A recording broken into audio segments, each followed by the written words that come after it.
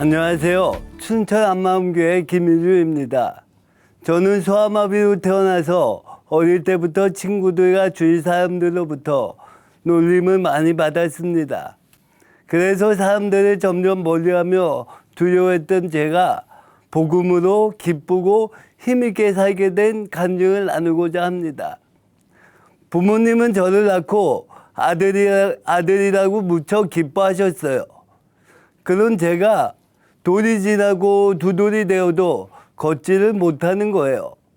못 걷는 것도 문제였지만 숨이 넘어갈 정도로 경기를 자주 하는 바람에 금방 죽지는 않을까 걱정이 많으셨다고 합니다.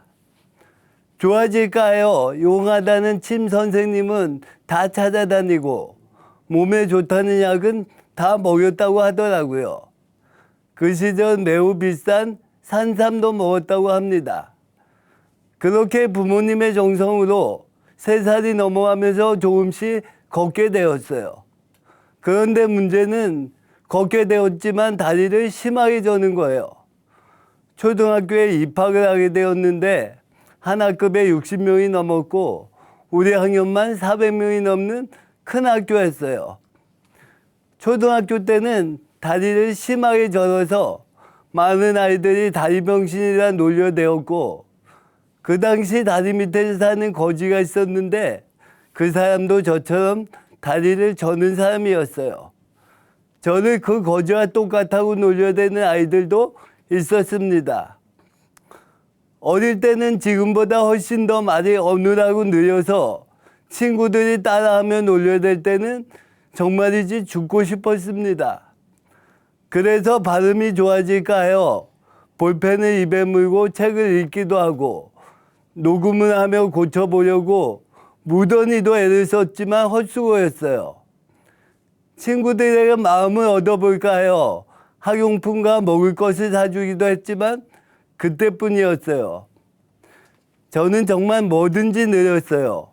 걷는 것도 느리고 말도 느리고 심지어 글 쓰는 것까지 느렸어요.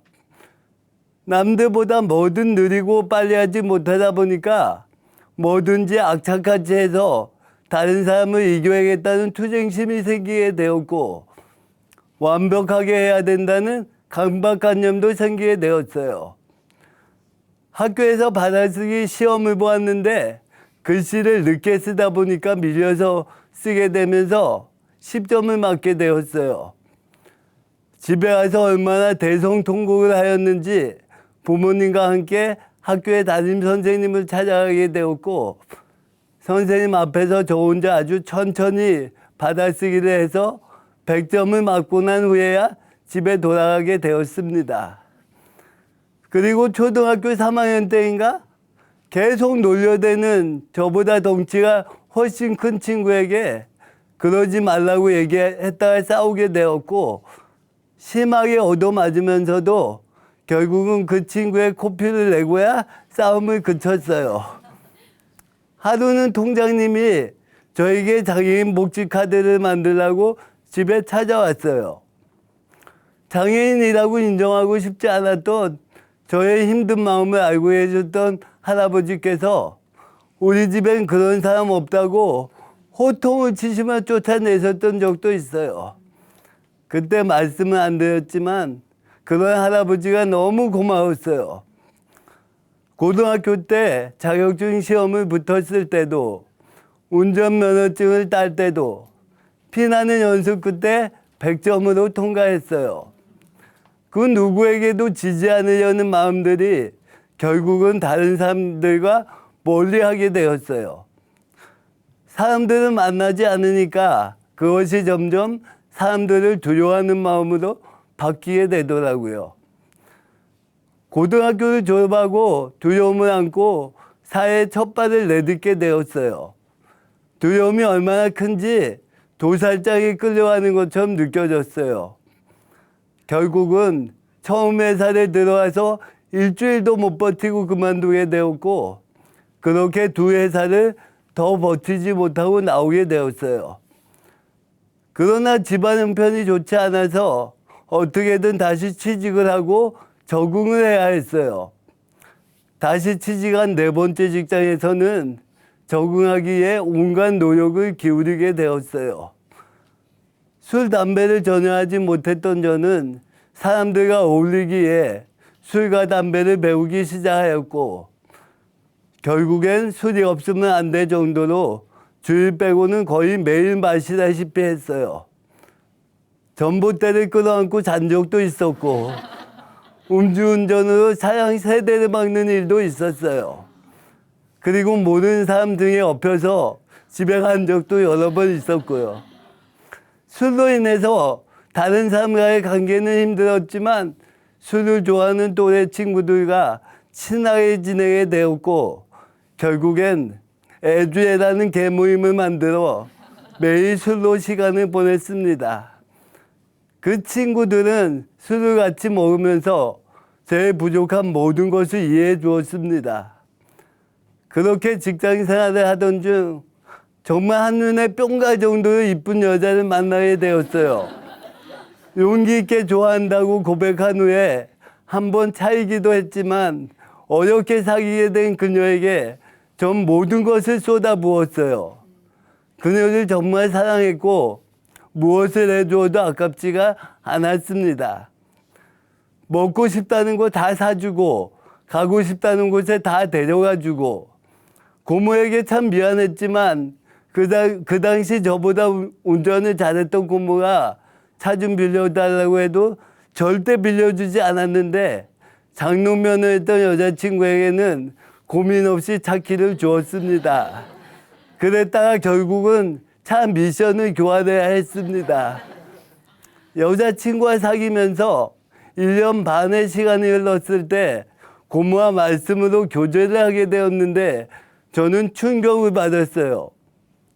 글쎄, 그렇게 봉사도 많이 하고 새벽 기도도 안 빠지고 주일학교 선생님, 성가대, 정말 모든 면에 있어 열심히 했던 고모가 이제껏 자기 신앙이 엉터리였다는 겁니다.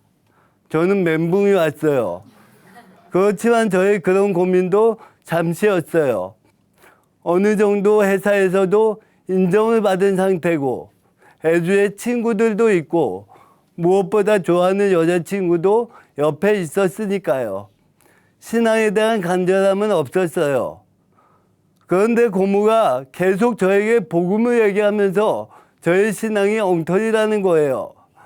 그렇지만 술, 담배를 다 하면서도 나는 11조하고 주일 성수하고 차량 봉사도 하니까 난 잘 믿고 있어.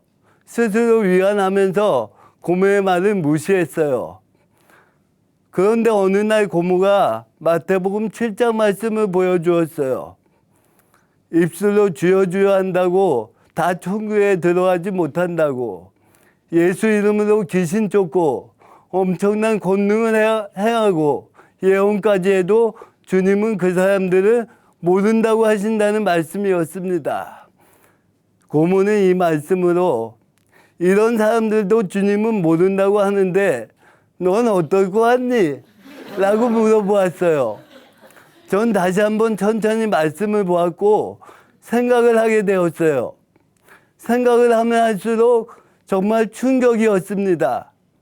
이런 사람들도 모른다고 하는데 내 맘대로 살고 있는 나는 지옥이구나. 나 지금 죽으면 지옥이 맞구나.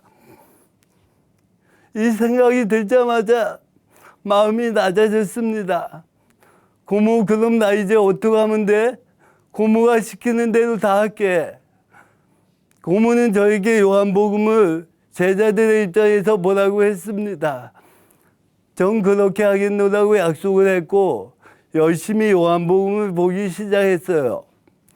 그리고 주중엔 작은 교회 예배에 참석해서 지체들과 함께 말씀도 나누고 교제도 하면서 너무나 예수님을 알아가는 것이 좋은 거예요.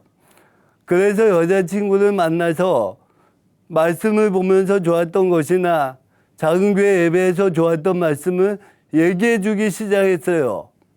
그런데 여자친구는 그런 예수님 얘기를 좋아하지 않는 거예요. 그러니까 여자친구를 만나면 예수님 얘기 대신 세상 얘기하다 헤어지곤 했어요. 그러다 보니 서로가 힘들어졌어요.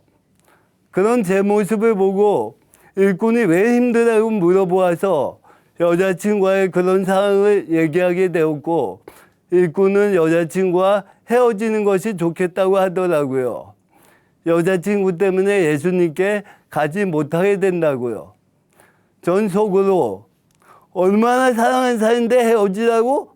정말 너무하네 라고 생각하며 작은 교회 가지 않았어요. 그렇게 2달을 보내면서 그동안 일꾼과 지체들 그리고 고모까지 전화로 위로와 권면을 해주었어요. 그러던 어느 날 말씀을 보는데 요한복음 4장의 우물가의 여인을 비춰주시는 거예요. 남편 5을 바꿔도 만족함이 없던 여인이 예수님을 만나고 물동이를 버려두고 사람들에게 뛰쳐가는 모습이 보이는 겁니다.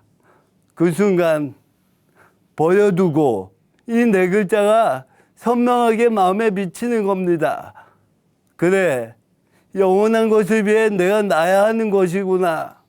예수님께로 가려면 마음에 다른 것들이 있으면 안 되는구나. 너무 크게 마음에 주셨기에 머리도 헤아릴 것도 없었고, 그 말씀을 받은 순간 저는 미련 없이 여자친구에게 헤어지자고 얘기했어요. 사귀는 것 자체가 잘못된 것은 아니었지만 신앙이 달랐던 우리는 만나면 마음으로 하나 되지 못했고 서로 힘들어졌어요. 여자친구와 헤어지고 나서부터 작은 교회 예배에 집중하게 되었고 말씀들이 새롭게 들리기 시작했어요.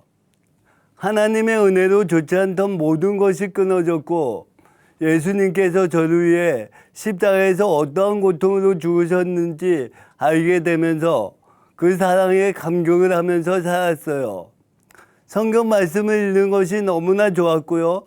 말씀으로 기도하는 것도 너무 좋았어요. 너무나 뜨겁게 전도도 하면서 나갔었는데 그것이 지속되지 않았어요. 뜨겁게 나가다가도 몸이 약하다 보니까 건강이 좀 안 좋다 싶으면 다운이 되는 거예요. 어느 날 목사님의 설교 말씀을 들으면서 그 이유를 알게 되었어요. 예수님의 부활이 실제가 아니고 지식인 사람은 힘이 없어요. 보이는 것에 따라 사는 사람이에요. 이 말씀을 들으면서 나의 모습을 보니 내가 부활의 줄을 믿고 있는 것이 아니고 알고만 있었구나. 부활이 내게 지식이니까 도마처럼 중심으로 굴복이 안 되었구나 생각이 드니 전심으로 하나님 앞에 살려달라고 엎드릴 수밖에 없었습니다. 새벽 기도 시간이었어요. 기도하고 있는데 하나님께서 누가복음 14장 말씀을 통해 물어보셨어요. 인류야, 너 인생의 주인이 누구니? 너 시간의 주인이 누구니? 너 물질의 주인이 누구니? 하나하나 물어보시는데 아무 말도 하지 못했습니다. 하나님, 제가 제 인생의 주인이었습니다. 시간도 물질도 제 것이라고 우기며 살았습니다. 용서해 주세요. 예수님이 제 주인이 되어 주세요. 그렇게 마음 중심으로 내가 주인된 죄를 회개하게 되었고 예수님을 제 마음의 주인으로 영접하게 되었습니다. 안다고 하는 건 내려놓고 하나님께서 우리에게 주신 표적인 부활, 이 부활의 주님 앞에 중심으로 굴복하게 되면서 주님의 모든 말씀 앞에 아멘하는 자가 되었습니다. 예수님을 주인으로 믿으니까 예수님의 기쁨이 나의 기쁨이 되었고 예수님의 평강이 나의 평강이 되었습니다. 기뻐해야지, 평안해야지 해서 얻을 수 있는 것이 아니고 그냥 주님의 평강이 내게 임해버리는 겁니다. 그때 저에게 별명이 생겼습니다. 염려가 없고 기쁨이 넘치는 김평강. 지금은 10년 넘게 다니던 전자회사를 그만두고 학원에서 운전을 하고 있는데요. 만나는 사람마다 복음을 전하며 살고 있습니다. 어느 날 학교에서 학생들을 기다리고 있는데 평소에 안면을 트고 지내던 다른 학원 기사님이 저에게 다가와 물어보는 겁니다. 그 기사님은 제게 나는 결혼도 했고 당신보다 건강해도 기쁘지 않고 힘들게 살고 있는데 당신은 나이도 많고 결혼도 못했고 장애도 가지고 있는 것 같은데 어떻게 그렇게 기쁘게 사냐고 물어보았어요. 나도 나의 안 좋은 환경을 바라보며 비참하게 살았는데 그것이 바로 내가 주인 되어 살아서 그랬었다고. 하지만 이제는 내가 주인 된 죄를 돌이키고 예수님으로 주인이 바뀌어서 나의 환경과 상관없이 기쁘게 살고 있다고 말해 주었습니다. 그러자 그 기사님도 자기도 그런 예수님을 주인으로 믿고 싶다고 하면서 그 다음날부터 새벽 예배에 따라오게 되었습니다. 지금은 예수님을 믿고 하루에 100명을 전도하는 사명자로 함께 동역하며 나가고 있습니다. 요즘 공부에 지쳐있는 학원 아이들을 보면서 어떻게 하면 이 아이들에게 기쁘게 복음을 전할까 생각하다가 잠언 말씀에 선물은 사람의 마음을 부드럽게 한다는 말씀이 생각이 났습니다. 여름에 피곤한 아이들을 위해 커피를 시원하게 타가기도 하고 박스로 음료수를 사서 시원하게 해서 나눠주기도 합니다. 때론 아이들이 요구르트 한 병에도 아주 감격을 하더라고요. 그러면 마음이 활짝 열려 복음을 듣고 바로 예수님을 믿겠다고 하는 아이들이 있는가 하면 교회에 와보고 싶다는 아이들도 있습니다. 그런 아이들을 보면서 더 기쁨이 임하는 것 같아요. 음료수 때문인지는 모르겠지만 아이들이 제 차를 타고 싶어서 아주 난리가 납니다. 저는 복음을 몰라서 학창시절을 아주 비참하게 눈물과 아픔으로 보냈습니다. 그런 제가 모든 만물의 주인 되시는 예수님을 만났습니다. 예수님 때문에 기쁨을 회복하게 되었고 힘있고 당당하게 살게 되었습니다. 이 기쁨과 당당함을 우리 아이들에게 전하는 것이 학원 기사로 보내신 하나님의 명령이고 저의 사명인 것을 확신합니다. 저는 제가 남보다 부족한 것이 있다고 생각해서 그 부족함을 보면서 눌리고 포로된 자였습니다. 그렇게 사람을 두려워했던 제가 이제는 담대하게 복음을 전하는 자로 바뀌었어요. 저는 이제 더 이상 저의 부족한 모습을 보지 않습니다. 하늘과 땅의 모든 권세를 가지신 예수님이 저의 주인이니까요. 오직 예수님만 붙들고 복음을 전하며 살겠습니다. 감사합니다.